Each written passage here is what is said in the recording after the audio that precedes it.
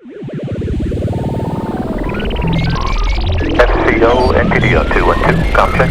DPS, go. Inco, go. PUS, go. Surgeon, go. Booster, go. Copy that. We have a go from you guys. This is Talking Sound. Well, hello everybody, and welcome once again to the Talking Sound Podcast, the only podcast on the internet where -10 is a number to be desired. Coming at you live from the throbbing heart of rock and roll that is the aftermath of South by Southwest here in Austin, Texas. I am Chris Jordan, your host, and today we have a good friend of mine, Jeremy Baker, local lighting technician, here to talk a little bit about what the world of lighting is. You know, we've talked to audio engineers, musicians, filmmakers, all kind of stuff, and I'm so glad to have our first lighting guy here on the show. Oh man, I'm the first one, huh? Welcome, Jeremy. That's it. Yeah, you're setting the standard here as to what lighting is. Now, explain to us, number one, what a lighting designer is exactly, and how you got into that field. So that's a funny thing too.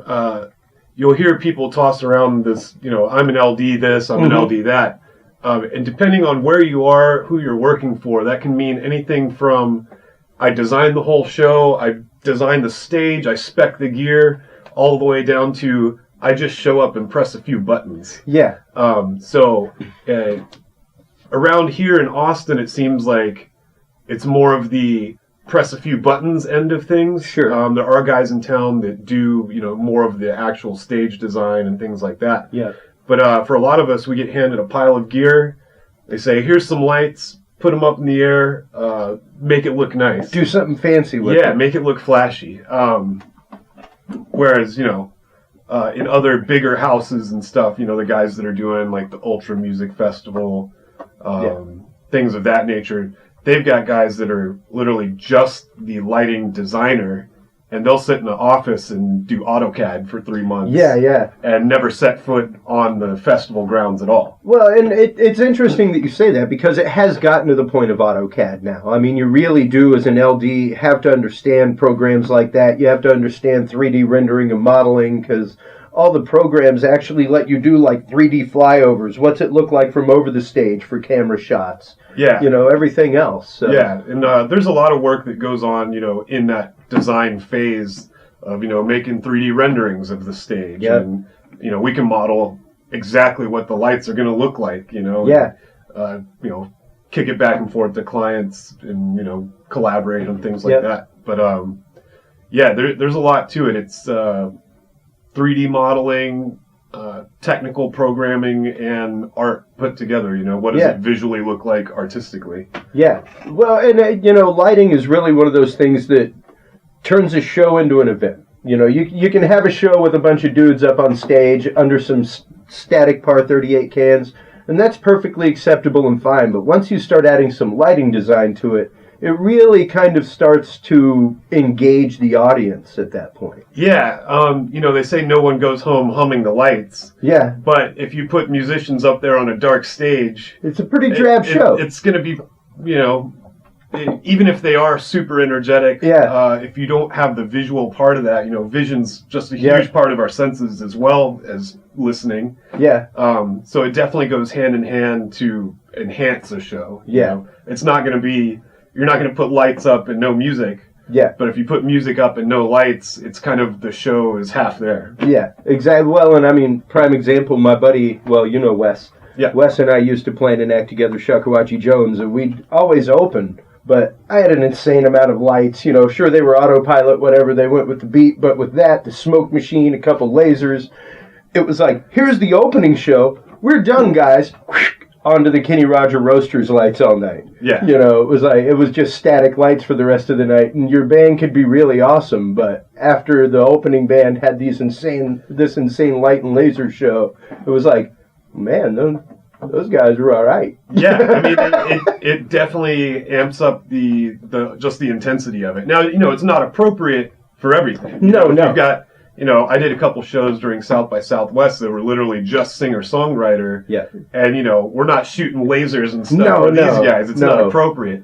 Yeah. But at the same time, for something like that, you want maybe, a warmer sounding song, put some warmer color in the lights, a quiet, cold song, cold lights, just like we think of, a emotions and feelings being hot and cold, and Yep. you got to match what's going on the stage for sure. Oh, absolutely. You've got to match the aesthetic of what's happening in the room. And that's just it. As a lighting designer, you do get to add quite a bit of artistic sensibility to what's going on. Now, like I asked earlier, what exactly drew you to the field of lighting? What was it that made you, because like I'm a theater guy myself, I started on stage and then started building stage sets, and that's where my love for technical theater came in. Mm-hmm. Was really set building, and then I got into lights and eventually sound, and I was off on the ground running. So what's your story? Yeah, so I used to be an airline pilot before I got into the AV world. Nice. And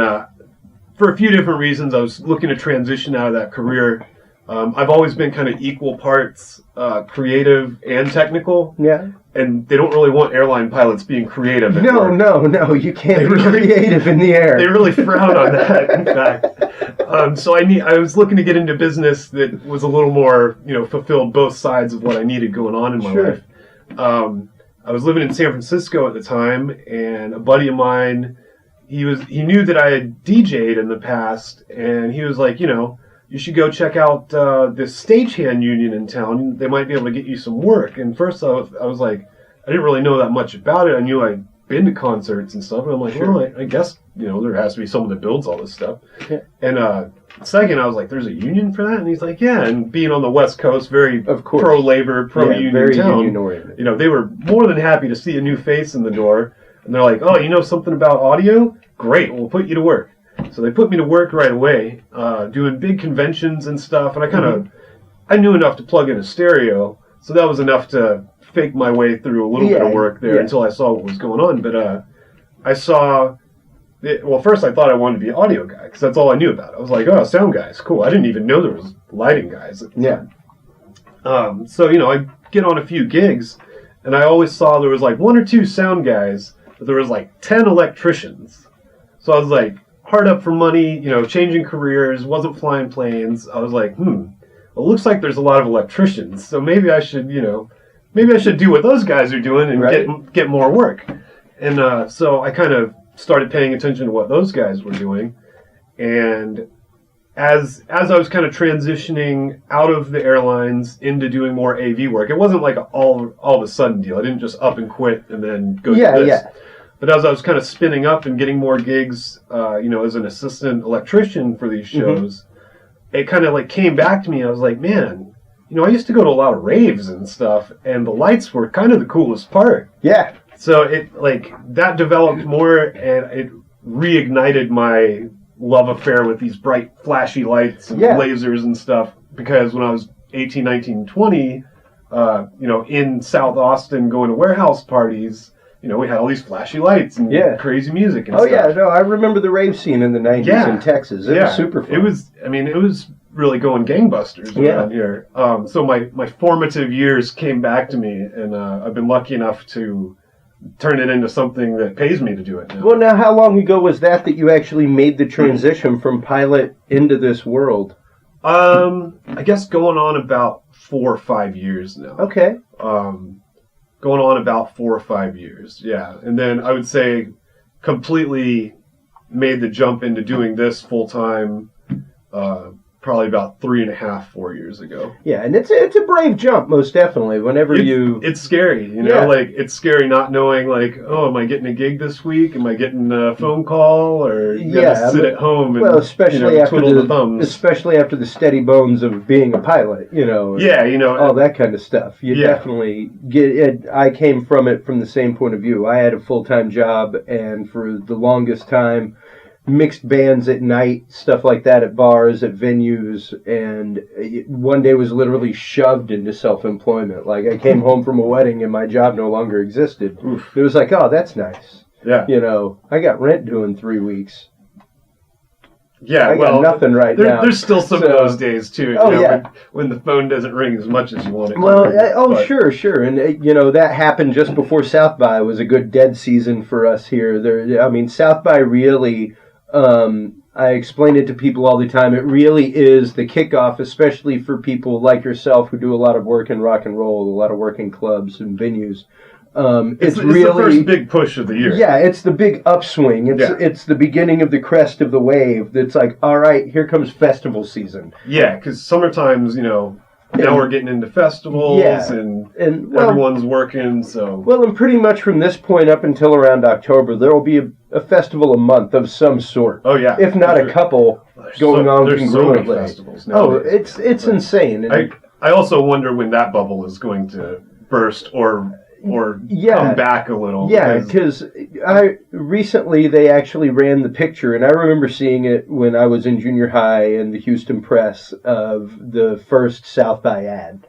Oh, really? I remember in high school, tickets were insanely cheap, and it came with a T-shirt, and it was like, hey, here's 50 bands that you're going to get to see for your $25, $35 admission fee. And to see it now. I'll put it up on screen, believe me. It'll be in this episode. That's awesome. But yeah, to see it now to where it's at is an absolute proud thing for our state, for the music scene in Austin, number one. But at the same time, I hear complaints from so many people about how it has changed, how, there aren't as many pop-up shows as there once were, Yeah, the flavor has definitely changed. Now, with South by, I was going to say, as someone who's worked in it in the trenches of it for the last 5 years, what's been your insider perspective as far as the shows? Are they growing? Are they shrinking, the number of non-South by shows? Well, certainly a few years back, South by Southwest. Now, this is my understanding. Yeah. I'm not speaking on their behalf. Absolutely not. And this is not the gospel or anything, but what I'm aware of is that a few years back, South by wanted to kind of rein in all the peripheral shows and parties that were happening. I'm not sure if it was a financial thing that they wanted, that money to come back to them and quit going outside of the festival. Yeah. Or if it was like a brand control thing that they want more brand control. It's even a liability thing. Or a combination of all these factors, which is probably, really what it is. Yeah. But, I would say maybe 4 years ago now, there was definitely a push by the South by Southwest Music Festival to kind of rein it all in again. Mm-hmm. And with that, someone actually made a really good point to me the other day. There used to be a lot of unleased spaces around East Austin, just across the highway. Even in downtown, there was unleased warehouses that are now leased places. So with that, if it was unleased space, it was pretty much Wild West as far as you could give out booze and you could do whatever you wanted pretty much. Yeah. Now that these spaces are occupied, they have to abide by liquor rules and all kinds of things like that. So you definitely have seen a pullback as far as these. I mean, I went to some wild parties during South by, like just it gets out of control. Wild, late into the night. Yeah. As much free booze as you could handle. Crazy stuff. Oh yeah. That I definitely have not seen in 4 or 5 years now. Yeah. I've also seen big name brands coming and just dumping massive amounts of money. And that's just it. That I really think is where it's headed. And I mean that's the way Austin has gone to begin with. If you really look at it, Google, everything else, the huge push for technology here in Austin, the new Silicon Prairie, all that kind of stuff. And they really, last year was the first year McDonald's ever saw fit to put a stage up. If you remember but that. They didn't want to pay their fans. They didn't have the money and the budget, is what they said. Oh, yeah. I remember this very vividly. Yeah, exactly. They didn't make any friends with that. Come on, man. Yeah. So you start seeing things like that, and I'm happy for them, but at the same time, I'm concerned. Because, yes, you do want to get to the point that you do have big corporate money coming in, where Coca-Cola's like, hey, man, we want to team up with you.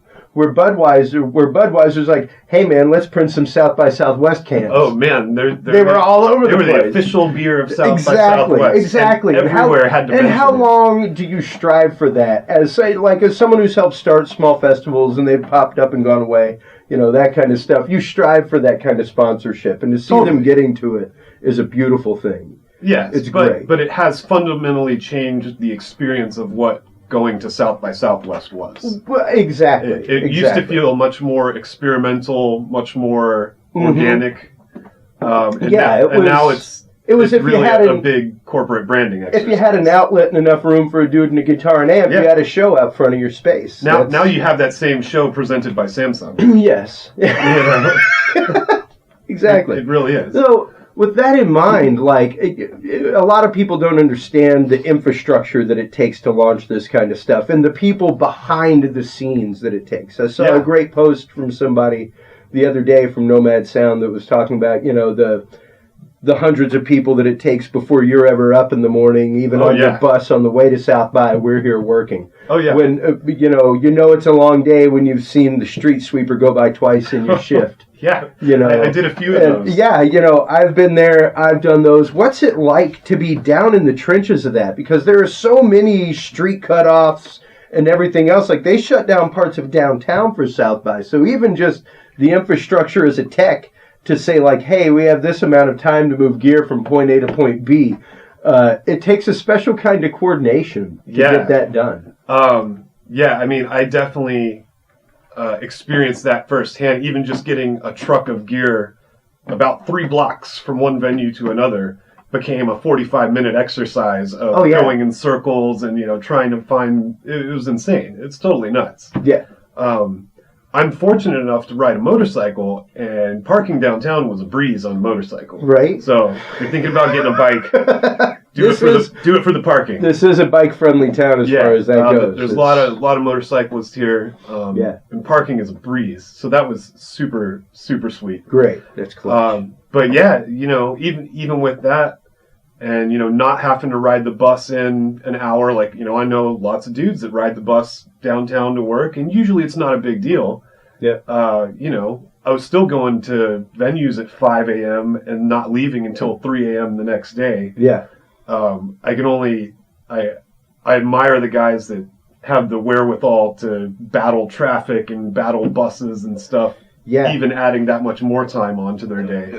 Well, and fortunately, most of my work, as you know, lies more within the corporate AV field than rock and roll nowadays. My wife's theater had things going on other than what she's involved with typically, so it was a rotating schedule between us as to who was taking who downtown. There was definitely drop them off. There was definitely cots in the back of more than one venue. Oh yeah, during South by. There was plenty of guys that just there has to be. They just sleep at the venue. It's like, doors closed at 3 a.m. and I got to load in the next band at 6 a.m. I'm not going to go home. No, it's fairly useless, and that's just it. Like, you really do have to understand that in order to make something like that happen, there are people who passionately live this.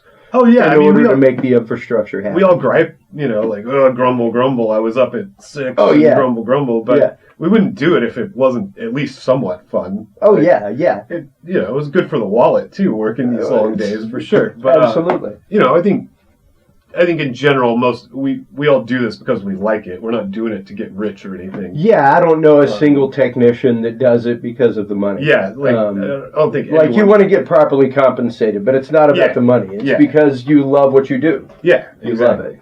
And, as someone who does live that, as someone who is, as I said, in the trenches daily, you're out there as a freelancer, making your bones. You actually just got some great news today, as a matter of fact. It's not a live episode, but today you got some great news. You thought you were going to be relaxing after South by, but what's the big dilly? So just got a call for a really cool gig up in Chicago, the Spring Awakening EDM Festival. I know a lot of guys aren't really into the EDM. They're like, especially the sound guys. Sure. They don't really have much to do except turn on push the music. Turn on the music to nominal and leave it. For the DJ, and then, wait 12 hours and turn it back off. Yeah. But for lighting guys, these big EDM shows are awesome because we get all the bells and whistles, all the toys. Yep. So I'm going to be going to that. That show is June 10th through 12th in Chicago. Nice. So I'm going to be going up to that show and doing some lighting on that show. Which is and you really got awesome. You got the L1 spot on that, if I'm not mistaken. Yeah. This is all as long as it doesn't fall through. But So I'll be running. I believe they're doing 2 main stages there this year. Incredible. and some huge name DJs. It'll be a lot of fun for us, lighting type guys. Now, what kind of preparation are you looking for, to make a trip like that for the extended stay that you'll be there? Because that'd probably be close to it'll be about like a month. Or at least it'll be like a weeks. 15-day trip. Yeah, it'll at least be like a couple weeks. 2-week trip. So the tentative plan is fly up to Detroit, where the lighting provider shop is, and do 4 or 5 days of prep work, prepping all the gear, and then send that truck away, meet it in Chicago. It'll be, another week load in. Yep. The show runs Friday, Saturday, Sunday, and then go home, once we pack the truck and send it away on Monday. Yeah. But going back to what I was saying earlier about, the lighting designer role or whatever, it's not me, but someone at that shop has been AutoCADing all this stuff and designing the stage and designing how all the LED wall is going to hook together. Integrate and everything else. So all that design work has already been going on for weeks and months. It's much more complicated than just throwing a bunch of lights on a truck and figuring it out. Yeah, and that's just it. Like, to me, like I said, I started in theater. And my range of knowledge, other than setting static colors on an LED, lies right up around there. Like, you give me a leprechaun board and a whole bunch of flashbacks, baby, we're going to have a show. Right. Things are going to go up, they're going to come down, and you may have some colors mixed in. Totally. I mean... So, touching on how I was saying earlier that flying airplanes didn't satisfy me creatively. Yeah. It did satisfy me technically, because flying airplanes is a lot of programming, a lot of computer systems management, managing these automated systems, understanding what they're doing. Lighting hits both of those for me now. Yeah. It's equal parts creative, like make it look pretty, but man, it's a lot more than pushing up faders and pushing back down again. It's computer programming. That's just it. Like, deep knowledge of the logic of how these boards work and getting the right effect that you want to happen at the right time is programming. And this stuff didn't really, it was in the market, but it didn't really hit the market full force until right up around 7-8 years ago, where DMX became the rule of the day. And it became universes of stuff, not just DMX-controlled flash packs, and relays, but where you literally had universes and lights would start plugging into each other and relaying back and forth, and you had full control of pan, tilt, zoom, iris. So for the guys that don't know what a DMX universe is. Explain that to us. So if you think of audio channels, your board might have 32 channels, 64 channels, whatever. So each channel is giving you some kind of information, whether it's audio from a mic, audio from an instrument, whatever. Lighting kind of works the same way. We think in channels as well. But one moving light may give you 32 channels of information, be it pan, tilt, iris, dimmer, CMYK, all these. So you may have a very complicated lighting instrument that occupies 32 channels or 38 channels or whatever. So that's just one light. Now on the stage I've got 50 of these lights that are all 32 channels of information. Exactly. We see these channel counts getting bigger and bigger and bigger. So DMX is the protocol of how boards talk to lights. When that was developed, much like many computers, they said, 512 channels will be more than enough for any application. Who needs more than that? You're never going to need more. You need on, off, up, down. Right, like your theater's got 512 lights. Man, that's huge. Whatever. But with modern lights, with all these, gigantic channel counts, we've rapidly eclipsed 512. Absolutely. Channels. So now we think in terms of universes. So a universe is a set of 512 channels. Now, some of these massive shows, we're talking universe counts in 70 universes, 80 universes, 100 universes of data. So, 80 universes times 512 channels. If you had it on an analog board, you get into exponential math rapidly. Well, right. That board would reach from front of house to South Dallas. It'd be gigantic. So it's been condensed down into computer programming, where instead of sitting at a board moving a fader, then go find my color fader, move that one. Yeah, we don't do that anymore. It's all computerized. I can sit there with a color picker wheel and pick that, program it, say I want 50 lights to move to green when I press go. Yeah, and it all happens. So it's my creative side and my computer geek programming side. Yeah.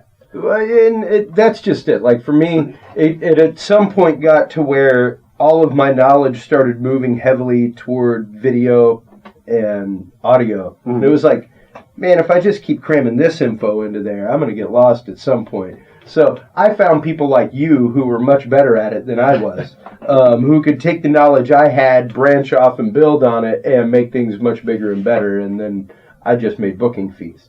I'd be like, yes, absolutely. I have a lighting designer. Just the guy to call. We have that person exactly. Yeah. So, and it's hard to keep up with all of that. What is the curve like nowadays? Because it's gotten to where now you don't. I mean, sure there are boards that you can get like Ma's, Grandma's, all that kind of stuff. But it's literally gotten to where you can control things through PC with just a dongle. Coming out. So yeah, with all that technology, how do you know what to integrate? How do you what's your favorite stuff to use personally? Let's see how to attack this. So all these consoles now, you mentioned I can just do it with a PC and a dongle. Without exception, all the modern lighting consoles are a PC inside of them. They're all running either a flavor of Linux or a flavor of Windows. Yeah. So it's very adaptable to take the same brains and control functions and just put it on a laptop and sell you a dongle that'll do maybe one universe or two universes. Yeah. And that's sufficient for small shows. Sure. You don't need 80 universes. Yeah. You're not doing the Super Bowl every day. Yeah.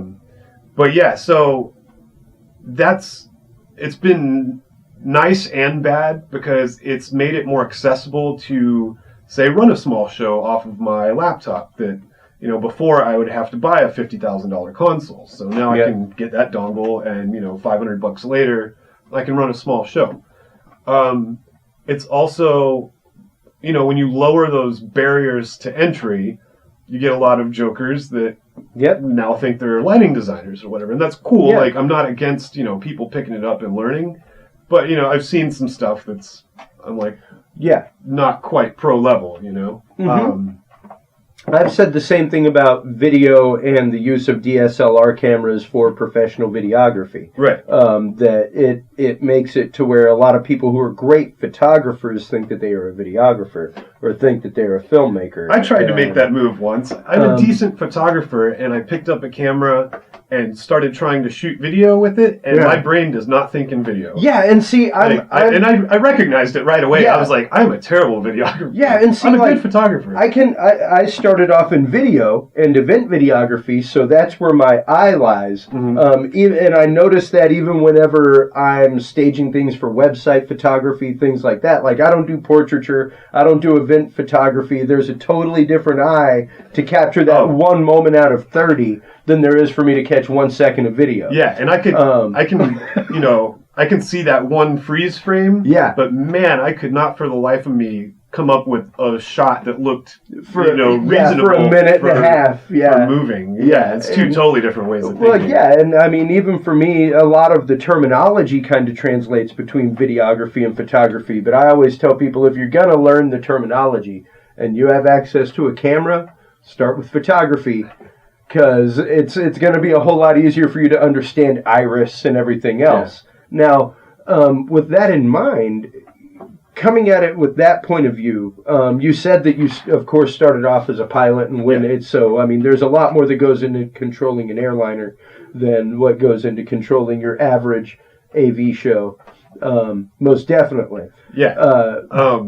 But there takes an amount of confidence and swagger in both. There even to work shows like South by, it's not that the volunteers necessarily hold a lot of power. It's that they have a way of kind of approaching things in a different way than stagies do. And how do you deal with that? Because, I mean, in the AV world, we're basically concierges. So you have a different level of customer service skill than the average stagehand does. How does that come into play whenever you're working shows like South by? How does it come into play whenever you're working big shows like the EDM Festival coming up? I mean, so for the most part, doing rock and roll shows, you have a lot more leeway as far as, you're the lights guy, you interpret the music, make it look however you want. Some clients or bands will have ideas about like, okay, this is a red song, and you're like, okay, cool, I can work with that. That's easy.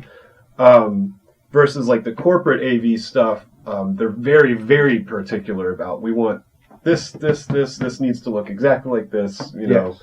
This color is not the right Pantone shade for our marketing material, match the lights to this. So it's very specific. Rock and roll is a lot more free form. Like I get a lot more leeway to feel how I'm feeling the music and interpret that into the lights on the fly. I like that more. It's more fun. Sure. But you do get guys, I had shows at South by where, their label manager or whatever was like, it needs to be this color, now do it. And I'm like, okay, guy, like, cool, you got it, man. Yeah, we'll make that happen. Yeah, I'm like, I'll remove my creativity from this part of the show. And I mean, like, I had a situation a few years ago. They're still a client, and you work with it and get through it. I had a situation a few years ago where I was supplying some engineers for a stage here in town, and I remember I had told the venue beforehand, please God, just fix your sound system. You're having these issues. Here are the issues. Just please fix it before the show, like in 3 weeks. And halfway through a day, I start getting a phone call where like channels on the board are popping in and out. They're there, they're not there. And issues we'd had before. And I mean, literally, this girl is just in tears. This poor girl. The stage manager is a volunteer and just laying into her. Yeah. And it's like, I don't think you understand the technical issues going on, number one, with trying to get bands on stage and sound checked and rolling within 5 minutes. Yeah. Number two... hats off to all the sound guys that were just killing it, changing bands so fast during South by. And that's just it. Like, it does take a certain, like I said, a certain level of confidence and swagger to be able to handle those moments, to keep your cool, to keep your composure, and not just want to knuckle down on somebody from the tech booth and let them know what is actually, like, here's the reality behind the situation, kid. Yeah. That's really where the years of experience come in.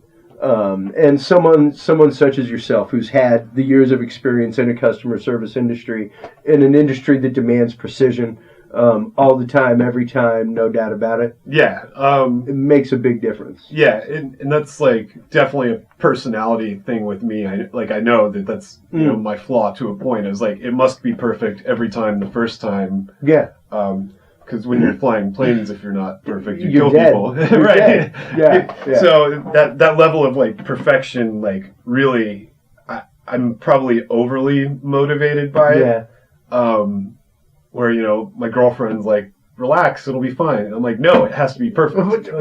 Yeah. So to me, I always want it to look perfect, and, I want to hit cues with the music, always perfect. Yeah. But, I think that's what makes people good, is when they care. Yeah. They give a crap. Some guys just phone it in, some guys get up there and, that's cool if that's, if they're relaxed about it and just don't, get up there, make some things flash and whatever. Yeah.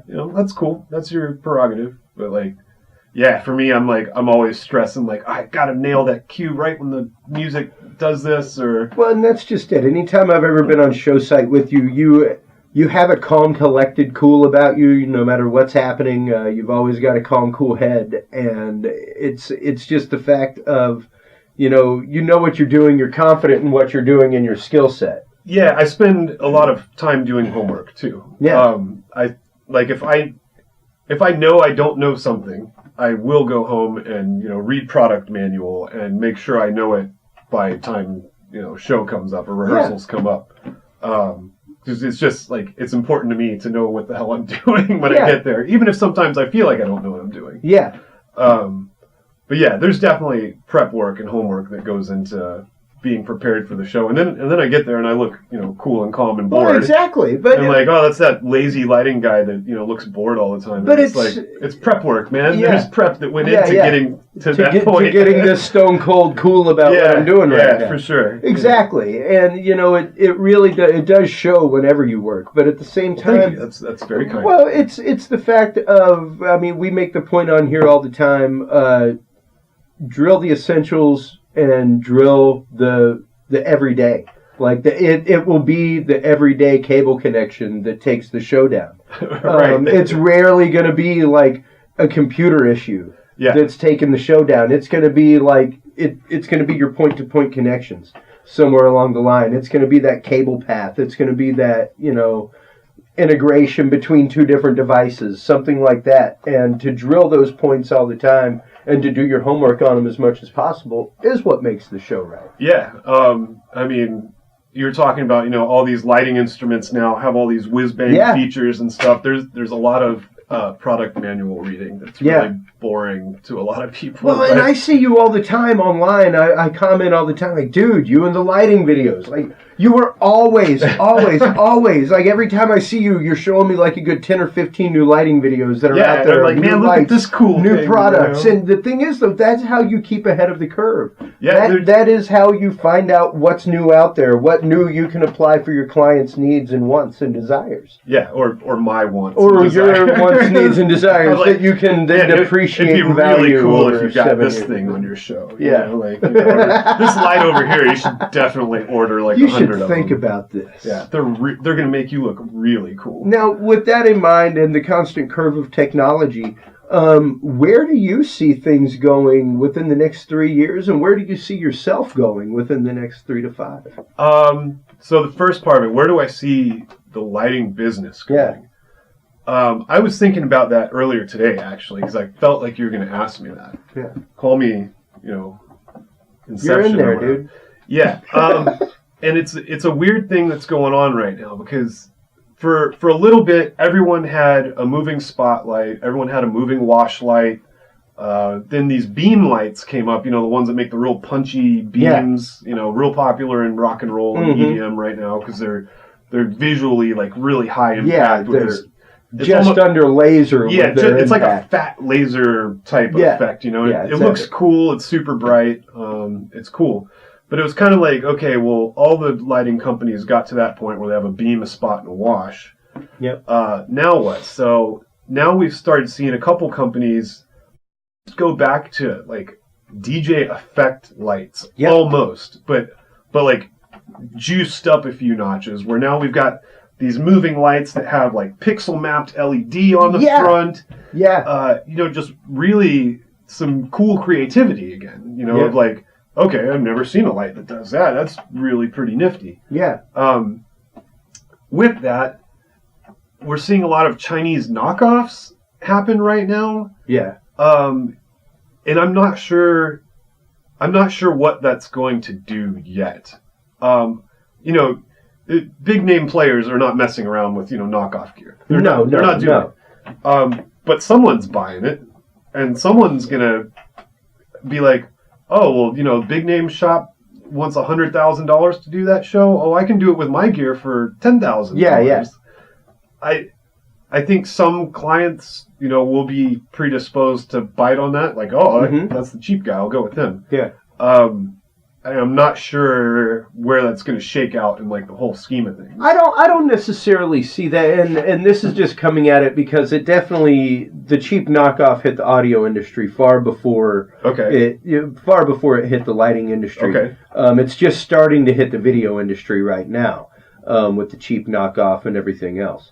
But a lot of people considered Behringer a cheap knockoff, and it really wasn't. It was a new design by an old designer and somebody going off on their own and branching out. A lot of the reason for their failure at the beginning, and I'm not even going to say failure, but a lot of reason for the reticence of people buying them was because some of the technology he'd just come up with for Mackie before he left was still under proprietary lockdown. His power supplies, his preamps, things like that. So there was definitely a growing hump there. But they started absorbing a lot of companies. And I was just talking recently with, at the pedal exhibit I was at for South by, with one of the guys from TC Electronic, who was recently absorbed by Behringer. And, a lot of this stuff is starting to happen in the lighting industry as well, where people are kind of being absorbed by larger corporations. And it's really more of the fact of they want to be able to say, eventually 3 years from now, Behringer wants to be able to say, now including TC Electronic delays in our board. So it's really more, I think, an incorporation of the technology with other things. I don't think that the Chinese knockoff market is really going to take off. I don't think it's going to shave anything more than an 8 to 12% share of the market. I mean, I don't see it because people who buy quality will continue to buy quality. People that demand quality will still demand quality. Big companies, that are doing these multi-million-dollar shows, they're not going to go save $10,000 by buying cheap lights. And granted, not to say anything about cheap lights or their website. I have some Stage Ape stuff. Okay. I have I don't even know that. They're a product line here in Texas. They sell a lot of knockoff equipment. You see them a lot in smaller clubs, smaller venues. If you ever see the name Stage Ape, it's decent. It's all right. And of course, like a lot of knockoff stuff, a lot of their higher end stuff is really good. A lot of their lower end stuff, well, it's lower end. It's entry quality. And it does kind of give people that leg up to be able to say, hey, I can at least do these small shows, make some investment, buy the better gear. Where you do have to get wary. You hope that's what happens. Yes, it gets them in the door, and then eventually they upgrade to real stuff. Which is what you hope happens. You hope that 5 years out of the gate, you're not dealing with the same piece of gear that was on the first gig. You go back to the same club, and they started with 12 lights, and now they're down to about 3 that still work. Exactly. We do see that happening. And we know how clubs. Well, it is one of those, you get what you pay for. If you've got the money to spend $300, save for another month and spend $5. And it really does come down to a lot of that in our industry. I myself just bought a Blackmagic switcher. I love the thing. It's amazing. But maybe there are some fallbacks. You can only do one resolution at a time in and out. You can't have multiple resolutions coming in and out, stuff like that. Like if you're pushing a 1080 signal in with cameras. We see that a lot doing our work with, different sources. Like this guy's laptop won't push 1080 and this guy's will. Stuff like that. Absolutely. So you have to have up-down converters in line for that, all that kind of stuff. So there are good things, there are bad things about the price point. The packaging of it is phenomenal. The construction of it, the roadworthiness of it is way up there. Awesome. But it's definitely an applied use machine. Now, do you see that necessarily in the lighting industry, that it's all going more applied use in that way, or is it maintaining an open architecture? I'm not sure I understand your question. Well, you know how it becomes like a perfect example would be with the agreement that eventually happened between M Audio and Apple, where if you were going to you had to use M Audio products if you were going to use Pro Tools, that kind of stuff. Do you see that kind of those kind of marriages going on where it's a proprietary use? Or is it much more open architecture? No. Yeah, just by the nature of, there's only a few console manufacturers in lighting, and I think there will continue to be only a few console manufacturers. But there's a bajillion lighting instrument manufacturers, if we include, these small players and knockoffs and, some guy in his garage made a cool light. And they all have to play nicely with the console. With the protocols in place. And with, DMX being the standard way of everything uses DMX, everything will always use DMX. Yeah. We might get into some other protocols later. Until the new DMX happens. Yeah. But just by nature of, a brain controlling a device, I think, like, it wouldn't make any sense for someone to say, like, okay, well, our brain only controls our devices, or vice versa. Our devices only play with our brain. People would be like, that's crazy. Like, I'm not gonna deal with that. Yeah. Now, Martin makes both consoles and lighting instruments, and they've always been really strong in the lighting instruments. They make really top quality lights, and they're kind of newer to the console game. But it's still, you can still control any light from a console. It's not like you can only play together with their gear. Yeah. They wanted a slice of, we're already a name recognition in lights. Why not make our consoles too, and maybe get some of that name sharing? Yeah, absolutely. Take advantage of what you've already built. Yeah, like people know Martin. Part of the market. Yeah, people know Martin makes great lights. Why not make consoles too? Yeah, and it's starting to work for them. They were kind of late into the game. Some of their early offerings on consoles were real bad. Got a real bad rap. People hated the way their software worked. Yeah. But they made some huge strides lately. I myself own a Martin Wing now. Okay, great. I knew that you had made an investment recently in gear. So. Yeah, I bought that Martin Wing just because their price point was unbeatable for it. It was absolutely unbeatable. That's why I went with the Black Magic, because for the price point on the options that it does, you can't say no. Yeah. But they've made strides, and I'm kind of Martin fanboying a little bit more lately because their software has gotten really sweet. Yeah, because I remember you were having a crisis of conscience one of the last shows we worked, because you'd kind of decided, and then you were like, I don't know, man, maybe I should do this, maybe I shouldn't do it. So I'm glad to hear that you finally made a decision. I made that jump and actually already paid off that piece of gear just by renting it during South by. That's how it's done, baby. That's how it's done. Yeah, it was a good move. it paid for itself, so it was a good move. Yeah. But no, I don't think there'll ever be any stuff where our consoles only work with our lights. Okay. Just because there's already way too many different bits of gear that do so many different things. It would be crazy to. Well, and on that note, with the Martin Wing, where do you see yourself? You see yourself now, 5 years from having left the airline industry, which I'm sure is a little bit of a mind job to begin with, just to see that utter 180. Where do you see yourself? What's your plan over the next few years? I don't want you to give it all away, but I love people telling their story of how they got to where they are, how they made the decision to be in this industry, and B, people have to understand that moves don't just happen. You have to make them happen. It is a conscious decision on a daily basis to get your ass up and do some work. Yeah. And you're one of the busiest people I know in this venue, in this area. Yeah, well, getting your ass up, getting after it, and getting some work done. It's making a lot of contacts and sending lots of emails and stuff. There's not a day that goes by that I just sit at home and don't do anything about my career. Yeah, exactly. And there are a lot of even if it's just watching YouTube videos and sending them to you. There are a lot of people that do, though, and they wonder why they haven't gone anywhere in 3 years. And well, that's why you haven't made the investment in yourself or in the gear that you need to better yourself. What have you? So number one, it's homework. There's a lot of homework. I was so happy to see that you had actually bought your own console and did that, because that's a jump in the deep end, both feet first when you do it. Yeah, because it's an investment of maybe I can pay it off, maybe I can't, and I'm self-employed, so this is going to be rough for a minute or two, possibly. Yeah, I don't know. 3 to 5 years. Where 3 to 5 years. I haven't thought 3 to 5 years out. 12 to 24 months. All right, that's a decent enough schedule. That's realistic. Yeah, I'm trying to bite off little pieces here. Yeah. So I've done some work out on the festival scene, but I haven't done touring, hunkering down with a band and being their dude. Yeah. I think I'd really like to be giving that a shot within the next 12 to 24 months. Okay.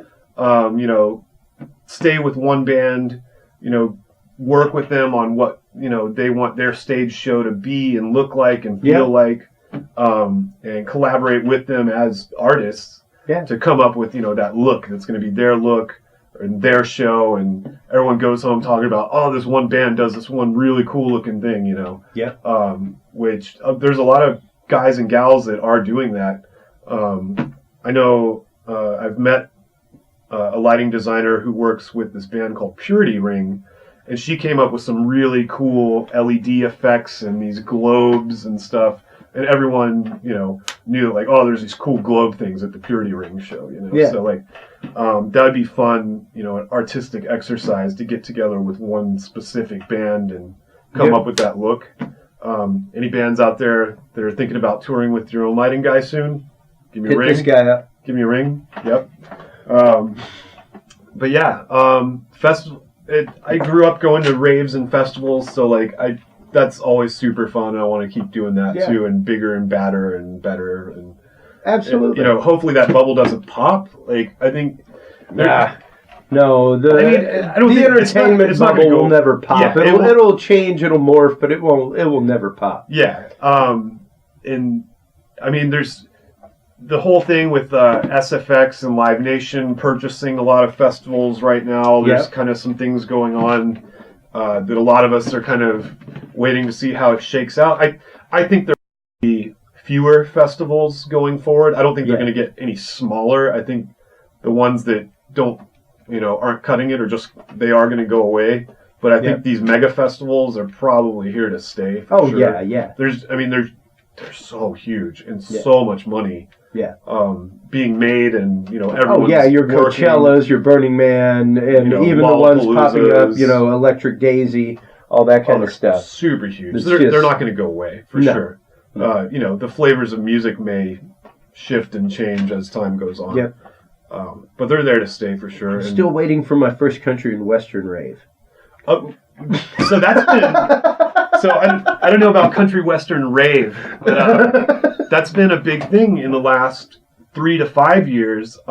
Country's a huge. It's never died off ever. It's never died off. Yeah. What I'm seeing on the festival scene right now is they're tacking on country festivals to the Coachellas and to the Lollapaloozas. Mm-hmm. Because it's like, hell, you're missing an entire genre of music. Well, right. And it's like, well, we already spent $35 million on this festival site. Why not use it another weekend and just change the acts that are on the stage and bring in a whole new set of people ready to give us your money? Yeah. And they're doing it. And it's been super successful. I wouldn't see why it wouldn't be. Why they hadn't keyed into it sooner, I wouldn't know. Yeah, I don't know. But they definitely got the clue. And it's, huge. Like, Coachella is a 2-weekend festival. Yeah. So, 4 weeks of build and then 2 weeks of show for that. Right after Coachella closes the doors, they flip the venue around and it's a country music festival the next weekend. And, bring in another few $1,000,000 to... whole new lighting rig, whole new everything. Well, no, that's the thing. I guess that's same the thing rig. Don't. Just new lighting design. Yeah, bring in... For the same rig. New musicians, change the signage a bit. But that's the thing. They're getting, double use out of this rig that they already built. Yeah. So it's like, right, I already spent $35 million to prep a site and put on a show. Yeah. Why would I May as well just extend the permit for a week. Yeah, why would I leave money, sitting on the ground? Country music people want to go to shows too. So they're doing it with some of these big festivals. Well, and I'm glad to see that because, it is a long-standing side of the music scene and one that not really people consider as far as hugely popular music. It's out there, but it's not out on your regular I would venture to guess, unless you live in Texas or the Southwest region, maybe part of the Southeast, you probably don't have as many country stations on the radio as you do here. Yeah.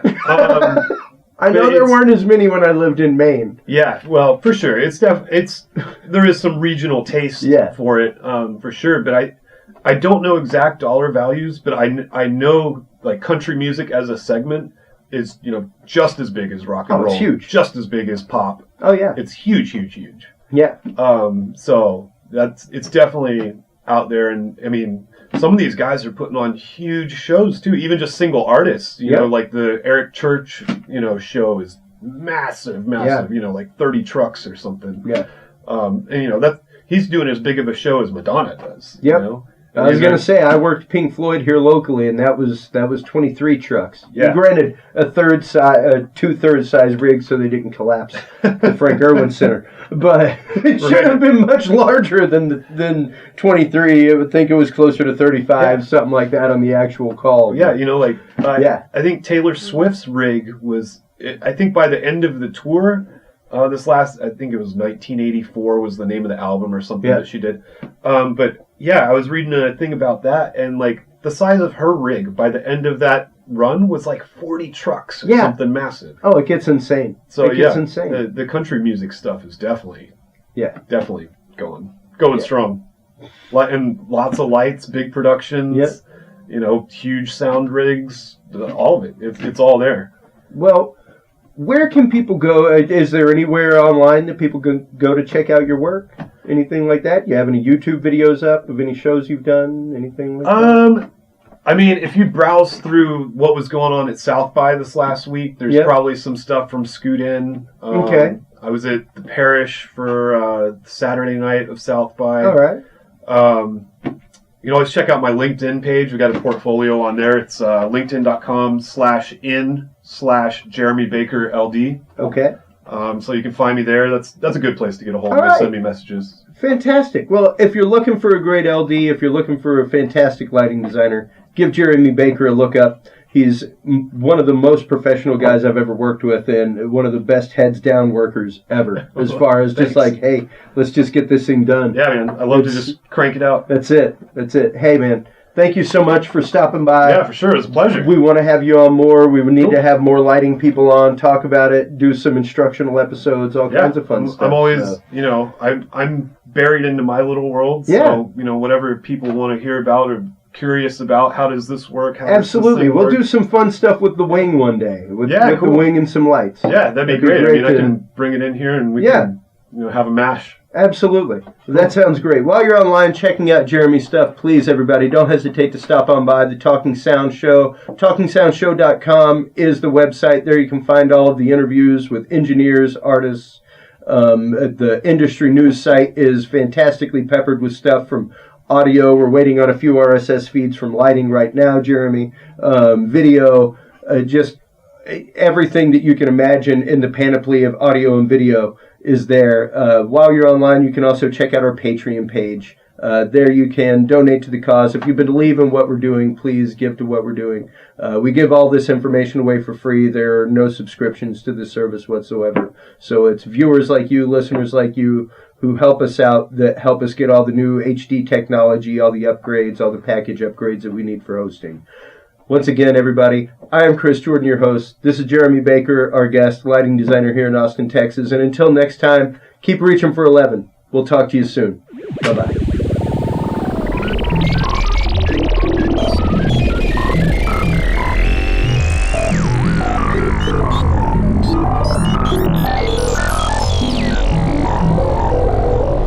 This is Talking Sound.